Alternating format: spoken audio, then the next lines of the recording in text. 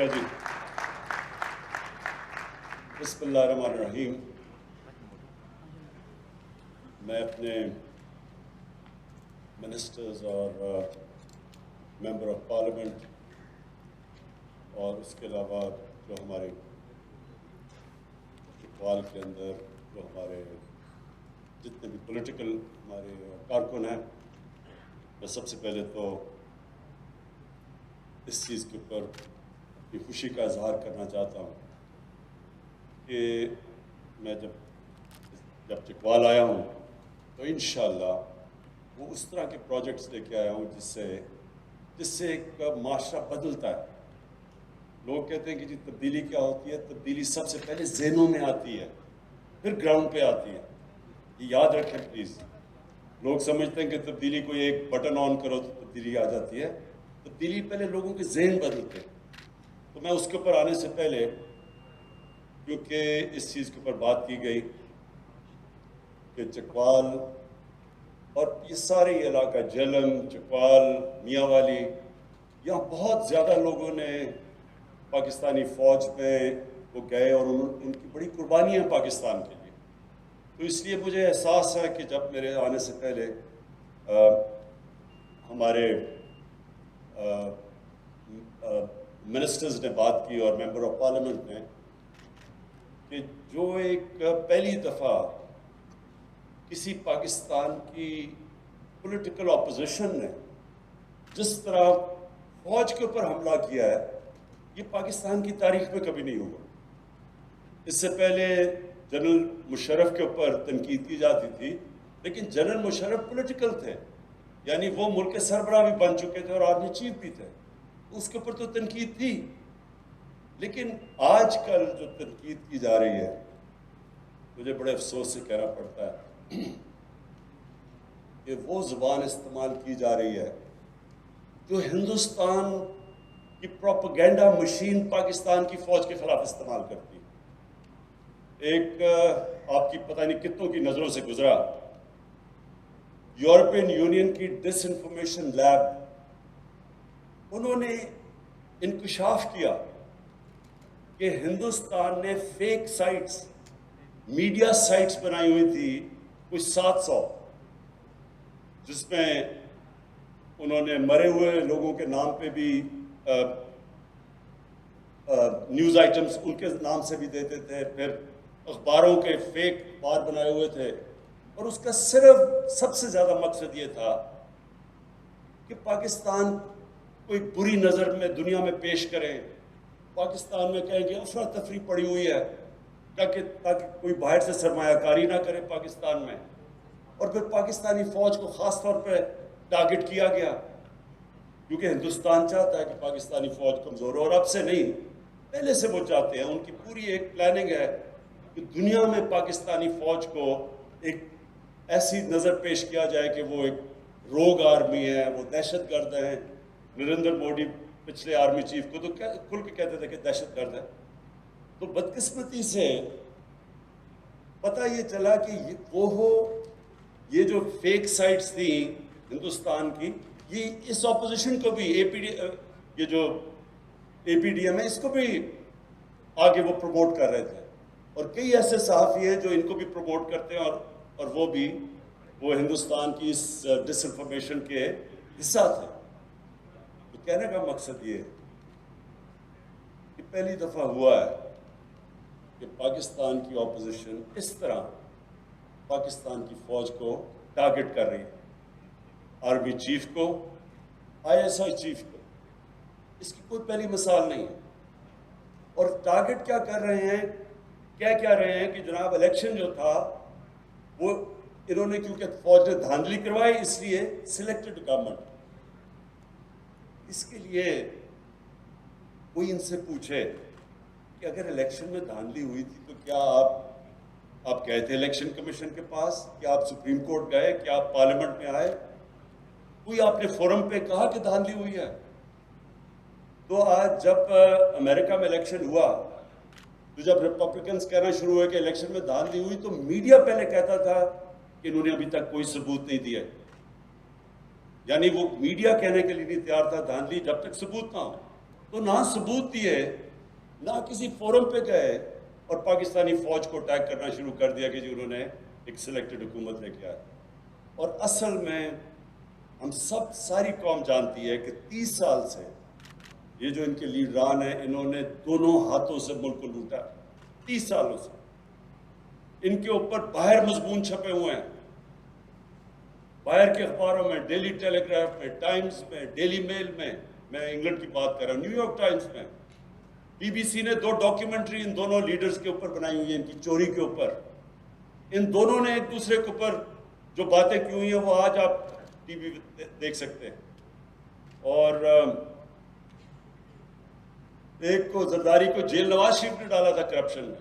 دونوں حکومتیں 2 دفعہ کرپشن میں گئی تھی، ایک دوسرے کو کرپٹ کہتے تھے. آج صرف اپنی چوری بچانے کے لیے ایک ملک کی وہ انسٹیٹیوشن جو اگر آج کبھی بھی پاکستان کو ایک مضبوط فوج کی ضرورت ہے تو آج ضرورت ہے. اور کیوں ضرورت ہے؟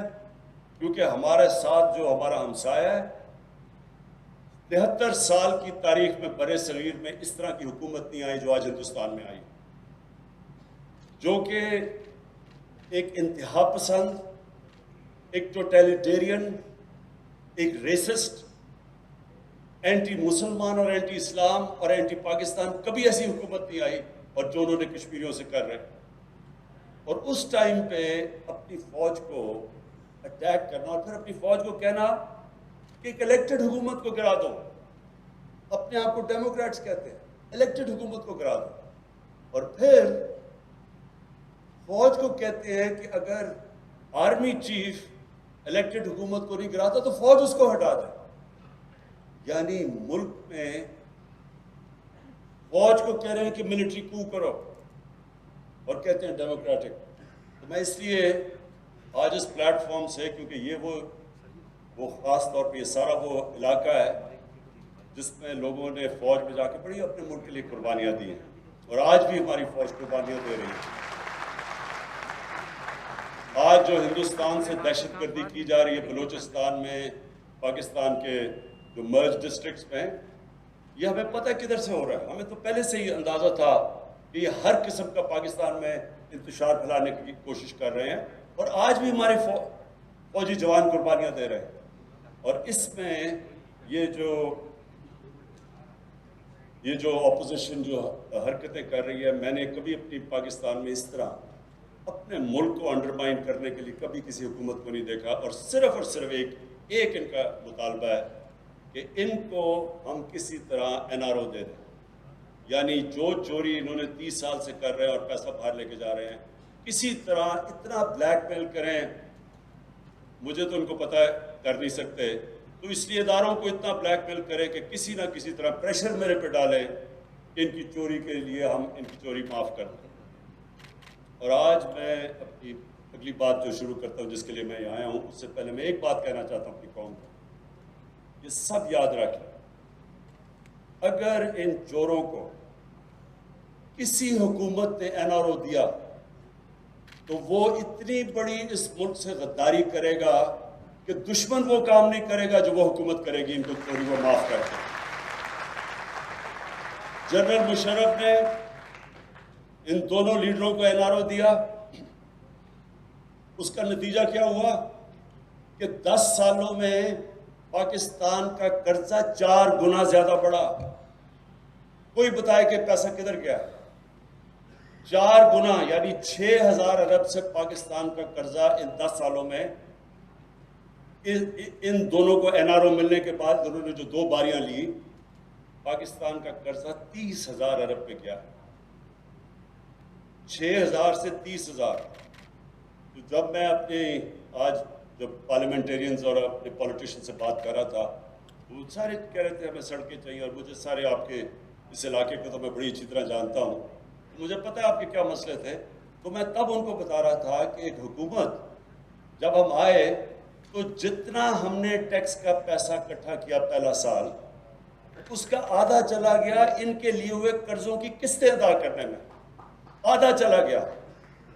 اور اب یہ جو دوسرا سال ہمارا گزرا ہے، پہلے سال میں ہم نے 2,000 ارب یعنی 4,000 ارب ٹیکس اکٹھا ہوا، 2,000 ارب قرضوں کی قسطیں دینی تھی ان کے لیے وہ قرضوں پہ، جو انہوں نے 4 گنا زیادہ قرضہ چڑھایا، اور دوسرے سال میں وہ قرضے بڑھتے جا رہے ہیں کیونکہ ان کے اوپر سود لگ رہا ہے، تو دوسرے سال 2,700 ارب ہمیں قرضوں کی قسطیں واپس کرنی پڑی. اس لیے جو پیسہ خرچ کرنا ہے اپنے لوگوں کے اوپر وہ ہمارے پاس کم رہ جاتا ہے.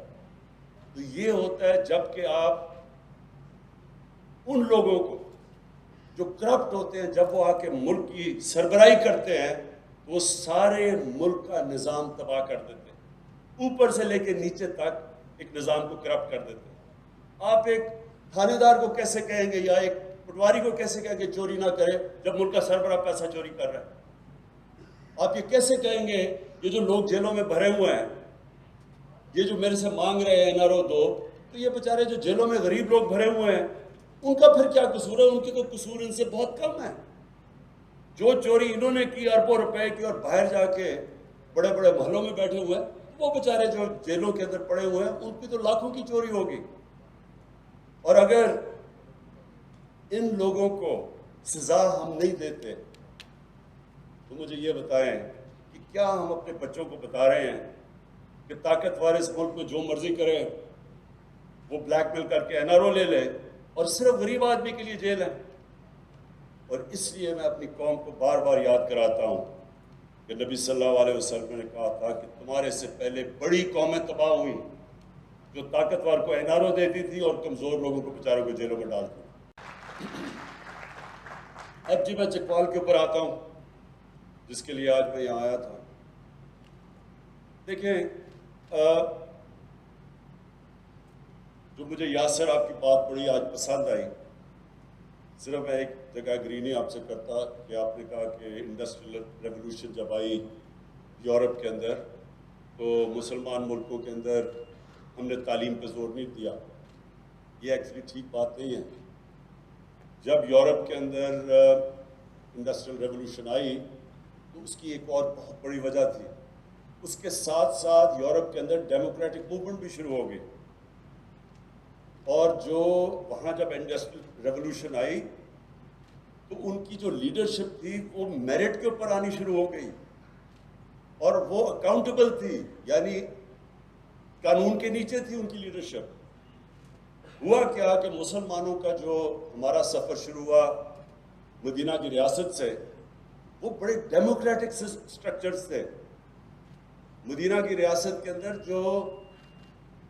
جو خلیفہ وقت تھا وہ اکاؤنٹیبل تھا. عام آدمی حضرت عمر سے پوچھا مسجد میں کہ جی بتائیں آپ نے یہ کپڑے نئے کپڑے کدھر سے لیے، اور حضرت عمر نے جواب دیا.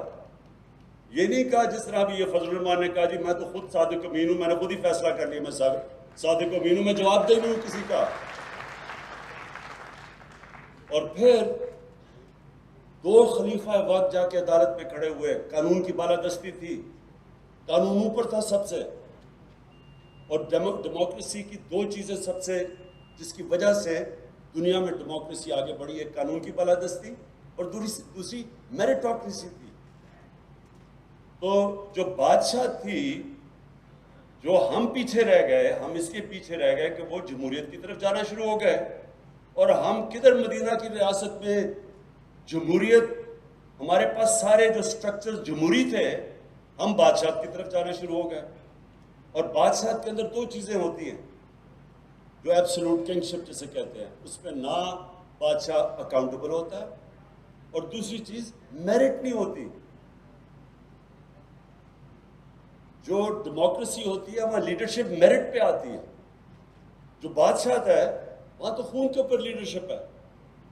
اب آپ یہ دیکھ لیں دونوں بڑے بڑے جو اس ملک میں جنہوں نے 30 سال میں اس ملک میں چوری کی اور آج اربوں پتی ہیں اور باہر بھی پیسہ ان کا اور بچے بھی باہر ہیں، ان کے جو 2 بچے، اب ایک کا بیٹا ایک کی بیٹی اب جو یہ NRO کے جلسے کر رہے ہیں،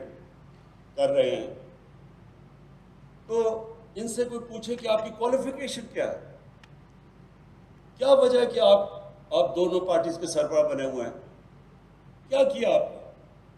آپ اگر کوئی نوکری، چھوٹی سی بھی نوکری لینے جاتے ہیں تو پہلا سوال آپ سے یہ پوچھا جاتا ہے کہ آپ کا جاب ایکسپیرینس کیا ہے، آپ نے کیا کیا زندگی میں. جاب ایکسپیرینس کے بغیر آپ کو کہیں نوکری نہیں ملتی. تو ان دونوں سے اگر کوئی پوچھے کہ آپ کا جاب ایکسپیرینس کیا ہے تو وہ کہیں گے جی ہمارے دونوں کے باپ پاکستان کے کرپٹ ترین آدمی تھے اور ان کے اوپر کیسز چل رہے ہیں اور عدالتوں میں کنوکٹ ہو رہے ہیں. یہ ہماری کوالیفیکیشن ہے. اور تو ان کی کوالیفیکیشن کوئی نہیں. 1 گھنٹے کا دونوں نے کام نہیں کیا زندگی میں, 1 گھنٹے کی کمائی نہیں کی, تو وہ ملک چلانے جا رہے ہیں. آپ ایک فیکٹری کی ہے کہ فیکٹری کے لیے آپ ذرا ایم ڈی کو ذرا ریکروٹ کریں گے تو ذرا دیکھیں وہ کیا کیا سوال پوچھتے ہیں اس فیکٹری سے کہ بتائیں تم نے کیا کیا کیا زندگی میں. تو یہاں ملک چلانے جا رہے ہیں اور جاب ایکسپیرینس کیا ہے کہ ہم بڑے شان و شوکت میں پلے ہیں لیکن بدقسمتی سے وہ حلال کا پیسہ نہیں تھا. اچھا جی, میں جو انڈسٹریل ریولوشن سے شروع ہوا تھا, جو قومیں آگے بڑھی ہیں, جب تک ہم تعلیم کے اوپر زور نہیں دیتے کوئی زندگی میں شارٹ کٹ نہیں ہے. ہم اگر سمجھ رہے ہیں کہ تعلیم کے بغیر کوئی ملک آگے بڑھ جائے گا, یہ فیری ٹیلز میں بھی نہیں ہوتا. اس لیے نبی صلی اللہ علیہ وسلم نے جنگ بدر کے بعد ایجوکیشن ایمرجنسی ڈکلیئر کی. انہوں نے, حالانکہ پیسے نہیں تھے, برے حالات تھے, امہ کے بہت برے حالات تھے, جنگ بدر میں غریب لوگ تھے سب, اس کے باوجود انہوں نے کہا کہ جب قیدی کو واپس کر کے مکہ کے قیدی کو پیسے مل سکتے تھے, انہوں نے تب کہا کہ جو قیدی پڑھا لکھا دے گا 10 مسلمانوں کو وہ واپس آزاد ہے. یہ ایک بڑی سوچ تھی. جو تعلیم ہے وہ امیجیٹ ریٹرنز نہیں ہوتے. ہمارا سب سے بڑا مسئلہ یہ ہے کہ جو ہماری جس طرح کی ڈیموکریسی ایوالو کی, ہم 5 سال کا سوچتے ہیں, جیسے جی 5 سال سے میں کوئی ایسا پروجیکٹ دکھا دوں, پھر اس کی اتنی اربوں روپیہ اس کے اوپر پبلسٹی پہ خرچ کر کے تاکہ اگلا الیکشن جیت جاؤ. لیکن تعلیم کے اندر اگلا الیکشن کا نہیں آپ سوچتے. جو گورنمنٹ اگلی جنریشن کی سوچتی ہے وہ تعلیم کے اوپر پھر زور ڈالتی ہے. اب ہمارا دنیا میں 2nd ینگسٹ پاپولیشن ہے. اس آبادی کو جتنا ہم ویلیو ایڈ کر سکیں, ویلیو ایڈ کا مطلب کہ جن کی بہترین تعلیم, ہنر سکھا سکیں, ٹیکنیکل ایجوکیشن دے سکیں. اور دنیا کھڑی ہے ایک اور ٹیکنالوجی کی ریولوشن پہ. نئی نئی چیزیں آ گئی ہیں, آرٹیفیشل انٹیلیجنس, ایسی ٹیکنالوجیز اتنی تیزی سے ایڈوانس کر رہی ہیں. لیکن خوش قسمتی ہماری یہ ہے کہ ہم اپنی ینگ آبادی کو اس وقت اگر ہم اکوپ کر دیں تو یہ لیپ فراگ کر سکتے ہیں. مطلب یہ کہ بجائے ایک پروسیس سے گزرنے کے ہم بڑی تیزی سے آگے جا سکتے ہیں. اس لیے جو 2 آج میں نے آج انوگریٹ کی ہیں 2 چیزیں, ایک آپ کی جو یونیورسٹی, چکوال یونیورسٹی, اور دوسرا جو آپ نے سینٹر آف ایکسلنس, ایک اسکول ایسا بنایا کہ جو بہترین ٹیلنٹ چکوال کے بچوں کا, لیکن غریب بچوں کا, وہ بچے جو کہ جن کے ماں باپ کے پاس پیسہ نہیں اعلیٰ تعلیم دینے کا بچوں کو, ان کے لیے جو اسکول بنایا ہے. میں آج آپ کے سامنے پیشن گوئی کر رہا ہوں کہ اگر آپ نے صحیح توجہ دے دی ان اسکولوں کو, یعنی ٹیچرز کے اوپر صحیح توجہ دے دی, اچھے ٹیچرز بھی دیے, اسکول کی بلڈنگز کافی نہیں ہوتی, اس کے اوپر ٹیچرز بھی آپ کو اچھے چاہیے ہوتے, اگر آپ نے توجہ دے دی تو آپ کا بہترین ٹیلنٹ اس اسکول سے نکلے گا جدھر آپ میرٹ کے اوپر غریب گھرانوں سے بچوں کو لے کے آ رہے ہیں. ہم نے نمل یونیورسٹی میں ساتھ ہی ہے, کبھی آپ کو موقع ملے ضرور جا کے دیکھیں, کیونکہ مجھے اس کا بڑا فخر ہوتا ہے اس یونیورسٹی کا. اس میں 90% جو اسٹوڈنٹس ہیں وہ اسکالرشپ پہ, یعنی ان کا تقریباً سارا پیسہ ہم اکٹھا کر کے اسکالرشپ پہ دیتے ہیں, اور وہ غریب ترین گھرانے کے بچے ہیں, اور ان میں سے 75% بچے اردو میڈیم اسکول کے ہیں, اور جو انیشل ڈگریز تھیں وہ بریڈفورڈ یونیورسٹی کی ہیں, یعنی انگلینڈ کی یونیورسٹی کی. لیکن آپ کو حیرت ہوگی کہ جو ان کا رزلٹ ہے, جس طرح کے وہ بچے پڑھتے ہیں اور جو ان کے اندر ڈرائیو ہے, جو ہنگر ہے, جو بھوک ہے, وہ بریڈفورڈ یونیورسٹی کی ڈگریز لے رہے ہیں, اور بریڈفورڈ یونیورسٹی سے جو پرسنٹیج ہے فرسٹ ڈویژنز کی وہ نبل یونیورسٹی کی زیادہ ہے. کہنے کا مطلب یہ ہے کہ جب آپ موقع دیتے ہیں ان کو جن کے اندر ایک آگ لگی ہوتی ہے کہ ہم کسی نہ کسی طرح زندگی میں اوپر جائیں, اور ان کو موقع دے دیتے ہیں اچھا تعلیم دے کے, اور پھر وہ یہ جب سوچتے ہیں کہ میں اپنے خاندان کو بھی اوپر لے جاؤں گا, اپنی فیملی کو بھی اٹھا دوں گا, اپنی زندگی بہتر کر لوں گا, وہ کئی دفعہ وہ سکول جن کے اندر بچے پیسے والے گھروں کے آتے ہیں وہ مقابلہ نہیں کر سکتے. اور یہ نبل یونیورسٹی میں آپ دیکھ لیں کہ نہیں, وہ جو نبل یونیورسٹی کے اندر جس طرح کے بچوں کے اندر ڈرائیو ہے وہ نظر آتے ہیں ان کے رزلٹس میں. اور اس لیے یہ جو آپ نے ایک پہلے اسکول, میں سمجھتا ہوں کہ اسکول میں سے آپ کا بہترین ٹیلنٹ نکلے گا. دوسرا جو یونیورسٹی ہے یہ بڑی ضرورت تھی یہاں سارے علاقے کے لیے, کوالٹی کی یونیورسٹیز یہ جو آپ بنانے جا رہے ہیں, میں آپ کو مبارک بھی دیتا ہوں, اور آپ یقین دلاتا ہوں کہ پوری طرح انشاءاللہ میں آپ کی اس پہ سپورٹ کروں گا ہر تک اینڈ تک. اور پھر جو ہاسپٹل ہے یہ بہت ضروری ہے, یہ جو 500 بیڈ کا ہاسپٹل بنا ہے اس کی بڑی ضرورت ہے اس سارے علاقے میں. آبادی ہماری بڑھتی جا رہی ہے, ہمارے پاس اتنے ہاسپٹلز نہیں, نرسز نہیں, ڈاکٹرز نہیں. تو یہ جو آپ پہلا تو یہ قدم ہے کہ اس علاقے میں ایک ہاسپٹل کی بہت ضرورت تھی. یہ جو آپ نے 500 بیڈ کا ہاسپٹل بنایا اور یہ جو شروع کر رہے ہیں آپ, اس کے لیے پھر سے میں آپ کو ریپیٹ کرتا ہوں کہ پوری ہم سپورٹ دیں گے. لیکن میں آپ کو یہ بھی بتا دوں کہ جو پاکستان میں جتنے ہاسپٹل کی ضرورت ہے وہ گورنمنٹ نہیں بنا سکتی, اور اس کے لیے ہم نے ایک ایسا زبردست, اور میں دونوں پنجاب اور پختونخوا کی گورنمنٹس کو خاص طور پہ خراج تحسین پیش کرنا چاہتا ہوں کہ جو ہیلتھ کارڈ ہے, جو ہیلتھ کارڈ لے کے آئے ہیں یہ انشاءاللہ آپ دیکھتے رہے. میں آپ کے سامنے یہ بھی پیشن گوئی کرتا ہوں کہ 5 سال 6 سال 8 سال 10 سال تک, میکسیمم 10 سال تک یہاں کا جو ہیلتھ سسٹم ہوگا, ہمارے سے بڑے امیر ترین ملکوں کا بھی وہ ہیلتھ سسٹم نہیں ہوگا جو پاکستان کا بننے جا رہا ہے. اور وہ کیوں؟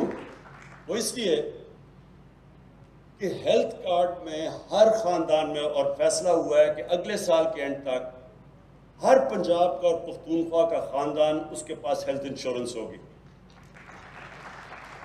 اس کو کہتے ہیں یونیورسل ہیلتھ کوریج. یہ آپ حیران ہوں گے, میں پھر سے کہہ رہا ہوں, امیر ترین ملکوں کے اندر بھی یونیورسل ہیلتھ کوریج نہیں ہے.